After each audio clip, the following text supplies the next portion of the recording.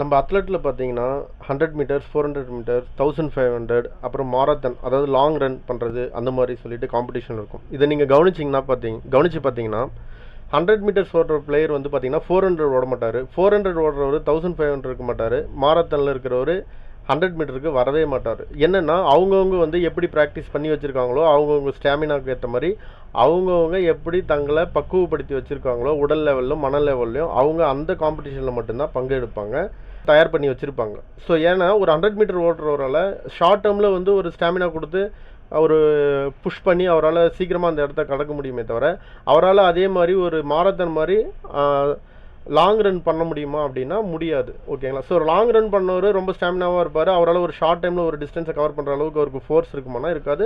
So இதனால தான் இவங்க இந்த மாதிரி வந்து மிக்சடாக வந்து போக மாட்டாங்க. இது எல்லாமே உங்களுக்கு தெரிஞ்சது தான். நீங்கள் டென்னிஸில் எடுத்தாலும் சிங்கிள்ஸுக்குன்னு ஒரு கேட்டகரி இருப்பாங்க, ரொம்ப ரேராக தான் சிங்கிள்ஸ் டபுள்ஸ் ஆடுறவங்க இருப்பாங்க.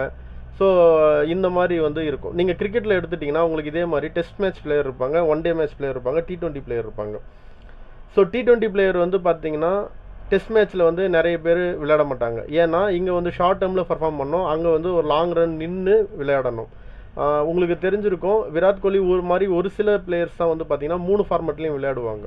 ஈவன் தோ டெஸ்ட் கிரிக்கெட்டில் பார்த்தீங்கன்னா VVS லக்ஷ்மணன், ராகுல் டிராவிட் அந்த மாதிரி சில பேர் வந்து ரொம்ப அதாவது டெஸ்ட் மேட்சுக்குன்னே உருவாக்கப்பட்ட பிளேயர்ஸ் மாதிரி சில பேர் இருப்பாங்க. அவங்க அதில் வந்து அவங்க ஈவன் அவங்களுடைய விளையாடின காலத்துலேயுமே வந்து பார்த்திங்கன்னா பயங்கரமான ஒரு கிங்காக தான் அந்த ஃபார்மேட்டில் அவங்க இருந்தாங்க. இது வந்து ட்ரேடிங்கில் எப்படி ஒர்க் அவுட் ஆகும், அதாவது ட்ரேடிங்கில் இந்த சினாரியோவை நம்ம கம்பேர் பண்ணால் நம்ம ட்ரேடர்ஸை எந்த மாதிரிலாம் வகைப்படுத்தலாம், எப்படிலாம் இருக்குது, நம்மளுக்கு எந்த மாதிரி ஒரு விஷயம்லாம் ஷூட் ஆகும் அப்படின்றத நம்ம இந்த வீடியோவில் பார்க்கலாம். Hi traders. நம்ம வந்து சில பேருக்கு வந்து ஒரு சில ஹேபிட்ஸ் இருக்கும். இப்போ அந்த மாதிரி பண்ணும்போது என்னன்னா நம்ம பசங்களோட பேச்சுலராகவோ எல்லாமோ அந்த மாதிரி வந்து ஒரு ஆர்கனைஸ் ஆகும்போது நான் வந்து ஒரே சிப்பில் வந்து இந்த ஃபுல் பீர் பாட்டில் காலி பண்ணி காட்டுறேன் அப்படின்னு சொல்லுவாங்க. சில பேர் நான் வந்து இந்த குறிப்பிட்ட சரக்கை வந்து நான் தண்ணி ஊற்றாமல் ராவாக அடித்து காட்டுறேன் அப்படின்வாங்க. பட் இது எல்லாமே வந்து எவ்ரி டைம் பண்ண முடியுமா அப்படின்னு கேட்டால் ஆக்சுவலி இது ஒரு ரிஸ்கி, அந்த ஹேபிட்டே ஒரு ரிஸ்கி. அந்த ஹேபிட்லேயும் இப்படி ஒரு விஷயம் பண்ணணுன்றது ரொம்ப ஒரு ரிஸ்கியான விஷயம். பட் இருந்தாலும் ஏன் நான் பண்ணுறேன் அப்படின்னு சொல்லி கேட்டால், நான் வந்து என்னுடைய திறமையை நான் நிரூபித்து காட்டுறேன். இட்ஸ் ஒரு ப்ளஷர், நான் யாரும் பண்ண முடியாது, நான் பண்ணி காட்டுறேன் அப்படின்றது.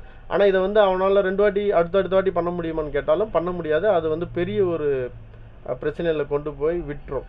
ஆனால் இதுவே நம்ம எங்கள் ஊரில் 70 வயசானாலும் டெய்லி கட்டிங் போட்டு ஹாயாக இருக்கிற ஒரு எக்ஸர்வீஸ்மென் தாத்தா வந்து எனக்கு தெரியும். ஏன் அப்படின்னா அவருக்கு அந்த ஹேபிட் பிடிச்சிருக்கு, பட் ஆனால் அந்த ஹேபிட்டில் அவரோட லிமிட்டேஷன் தெரிஞ்சிருக்கு.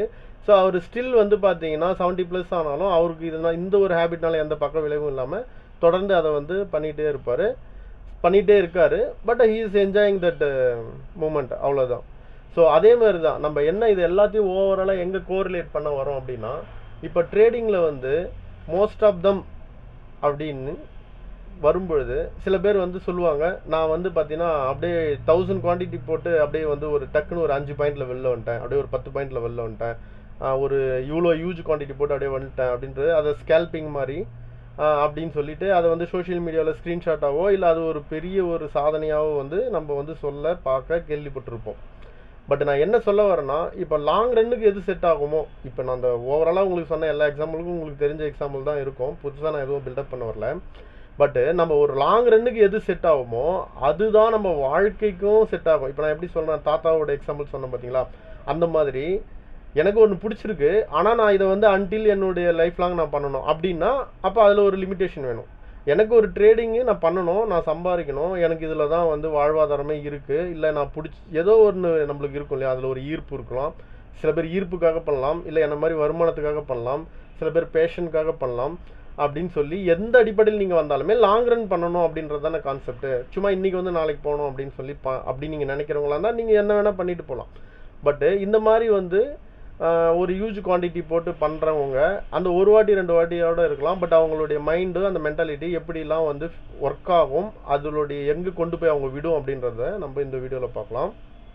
நீங்கள் இந்த ரோடை கிராஸ் பண்ணுறவங்க நிறைய பேர் இந்த மாதிரி கேம் தான் இன்னமும் விளையாடிட்டு இருக்காங்க. என்னென்னா கண்ணுக்கு தூரத்தில் NH எல்லாம் கிராஸ் பண்ணும்போது பார்த்தீங்கன்னா அட்லீஸ்ட் 80 to 100 கிலோமீட்டர் வேகத்தில் கார் வந்துட்டுருக்கோம்.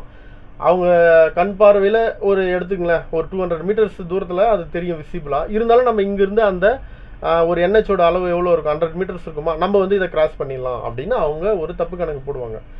1 டைம் 2 டைம்ஸ் இது நடக்கலாம். ஆனால் இதுக்குன்னு ஒரு ஹைவே கிராஸ் ஓவர் ஏதாவது வச்சுருப்பாங்க, இல்லை மேலே ஒரு பாலம் போட்டிருப்பாங்க, அதெல்லாம் யூஸ் பண்ணுறது அறிவியலித்தனமாக நினச்சிக்கிட்டு எவ்ரி டைம் இதே பண்ணும்போது என்றைக்கா ஒரு நாள் கம்பல்சரி நம்ம அதெல்லாம் மாட்டிப்போம். ஸோ இதுதான் வந்து ட்ரேடிங்கில் நான் ஒரு குவான்டிட்டி எடுக்கிறேன், எனக்கு ஒரு மணி மேனேஜ்மெண்ட் இருக்குது, நான் அந்த மணி மேனேஜ்மெண்ட் படி பார்த்தா நான் இவ்வளோ தான் குவான்டிட்டி எடுக்கணும் அப்படின்றது எந்த ஒரு அடிப்படையும் தெரிஞ்சிருந்தாலும், இல்லை இப்படிலாம் எனக்கு சத்தியமாக எதுவுமே தெரியாது அப்படின்னாலும் என்ன பண்ணுவாங்க அப்படின்னா டக்குன்னு வந்து அவங்க ஃபார்மெட்டில் பண்ணிகிட்ருப்பாங்க.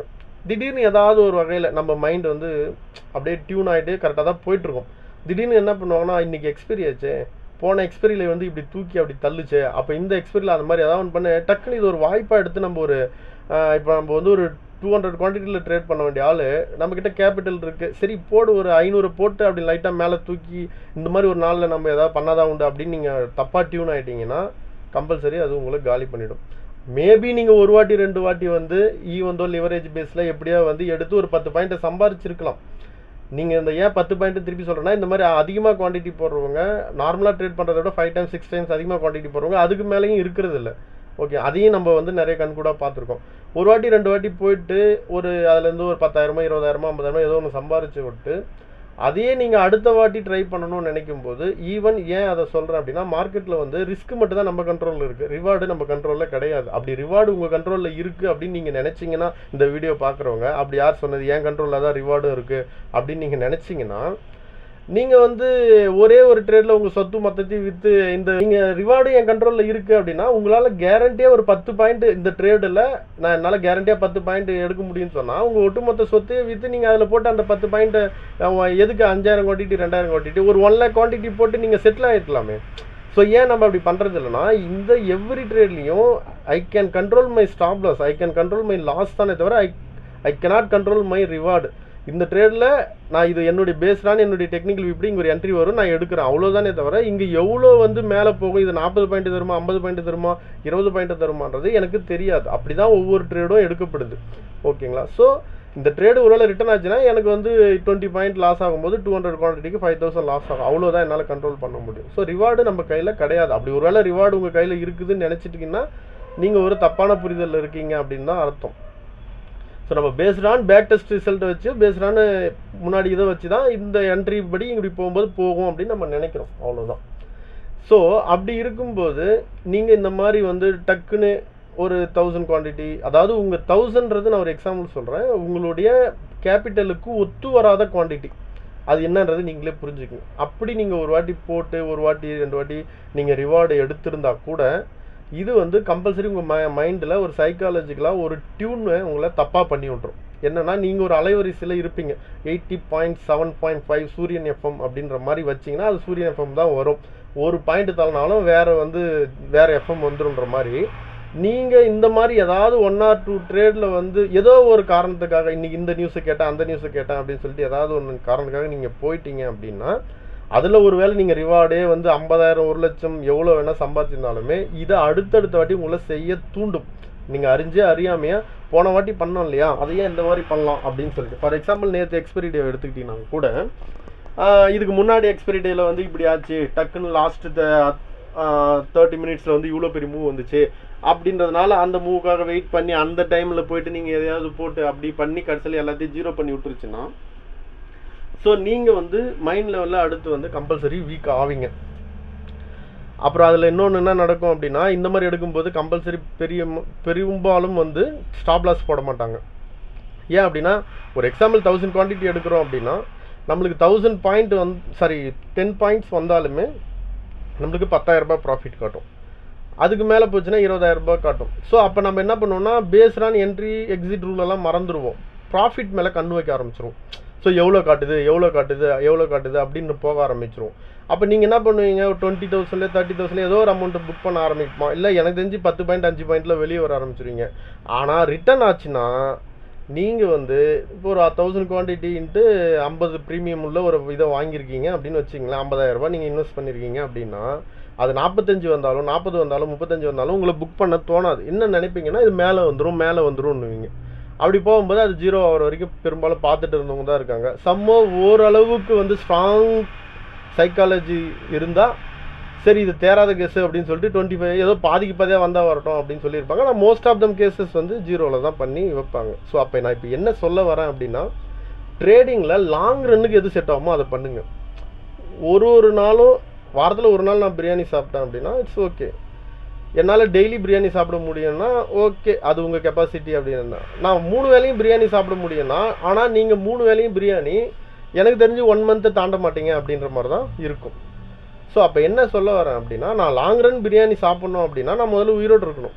அப்போ அதுக்கு குறிப்பிட்ட காலத்துக்கு இன்டர்வெல்ல தான் நான் பிரியாணி சாப்பிட்ணும், அவ்வளோதான். எனக்கு பிரியாணி பிடிக்குதுன்றதுக்காக 3 வேளையும் அது முகத்திலே முழிச்சிட்டு இருந்தேன் அப்படின்னா 1 or 2 monthsக்கு அப்புறம் டோட்டலாகவே நான் அதை விட்டு வெளியே வர மாதிரி ஆகிடும். அதே மாதிரி தான் ட்ரேடிங்கிறது, நீங்கள் வருமானத்துக்காக வந்திருந்தாலும் சரி, எல்லாரும் பண்ணுறாங்க நான் பண்ணுறேன்னு வந்திருந்தாலும் சரி, எந்த ஒரு தப்பான புரிதலோட சரிதான புரிதலோட வந்திருந்தாலும் சரி, ட்ரேடிங்கில் லாங் ரன்னுக்கு எது செட் ஆகுமோ அதை பாருங்கள். சும்மா வந்து ஷார்ட் டைமில் இந்த ஒரு வாட்டி ஓடிட்டு வந்துட்டேன் அப்படின்னு சொல்லிட்டு, நம்ம இந்த தமிழ் சினிமாவில் ஒரு டைலாக் வரும்ல, தூங்கிட்டு இருக்கும்போது கொசு கடிக்கிறதுனால கொசு பெரிய ஆள் கிடையாது, அதே ஒரு வாட்டி திருப்பி அடிச்சுன்னா கொசுவோட ஆயுள் காலம் காலின்ற மாதிரி தான். 1 or 2 times நடக்கிற ஒரு விஷயத்துக்காக போகாதீங்க. அதில் வந்து கோடி ரூபாய் வந்தாலுமே அந்த மாதிரி வந்து செட் ஆகாதீங்க. ஸோ லாங் ரன்னுக்கு எது செட் ஆகுமோ அது மட்டும்தான் சரி, ட்ரேடிங் லைஃப்லையும் சரி, பர்சனல் லைஃப்லையும் சரி, எப்பயுமே வந்து செட் ஆகுமே தவிர இந்த மாதிரி விஷயத்துக்குள்ளெல்லாம் செட் பண்ணிக்காதீங்க அப்படின்றது தான் இது ஒரு முக்கியமான விஷயம். ஸோ இப்போ அப்போ மணி மேனேஜ்மெண்ட்டு எதை பேஸ் பண்ணி இருக்குது அப்படின்னா, உங்களுடைய பேக் டெஸ்ட் ரிசல்ட், உங்களுடைய டெக்னிக்கல் வியூ இருக்குல்லையா, நீங்கள் ஒரு டெக்னிக்கல் யூஸ் பண்ணுறீங்களா, அந்த டெக்னிக்கலோட பேக் டெஸ்ட் ரிசல்ட்டு எவ்வளோ ஸ்டாப் லாஸ் கொடுக்கும், எவ்வளோ இது கொடுக்கும் அப்படின்னு உங்களுக்கு தெரிஞ்சிருக்கும் இல்லையா. அதை வச்சு தானே நம்ம இங்கே ட்ரேட் பண்ண ஆரம்பிக்கிறோம். அப்போ அது ட்ரேட் பண்ணும்போது அப்போ நம்மக்கிட்ட எவ்வளோ கேபிட்டல் இருக்குது, அதுக்கு எவ்வளோ மணி மேனேஜ்மெண்ட், நம்ம எவ்வளோ டைம் நம்ம வந்து எடுக்கணும், நம்மக்கிட்ட இருக்கிற கேபிட்டலுக்கு நம்ம எவ்வளோ எடுக்கணும் அப்படின்றது இங்கே பேக் டெஸ்ட் ரிசல்ட்டும் மணி மேனேஜும் கோரிலேட்டான விஷயம். ஓகேங்களா, இது இல்லாமல் அது கிடையாது. ஓகேவா. ஸோ இதை பேஸ் பண்ணி தான் உங்களுடைய மணி மேனேஜ்மெண்ட்டு அப்படின்றது இருக்கணும். அதை பற்றி பேக் டெஸ்ட்டும் மணி மேனேஜ்மெண்ட்டும் நம்ம இன்னும் டீட்டெயிலாக இன்னொரு வீடியோவில் போடலாம். ஸோ இந்த வீடியோ மறக்காமல் லைக் பண்ணுங்கள். உங்கள் கமெண்ட் எதாவது இருந்தால் சொல்லுங்கள். தேங்க்ஸ் ஃபார் வாட்சிங்.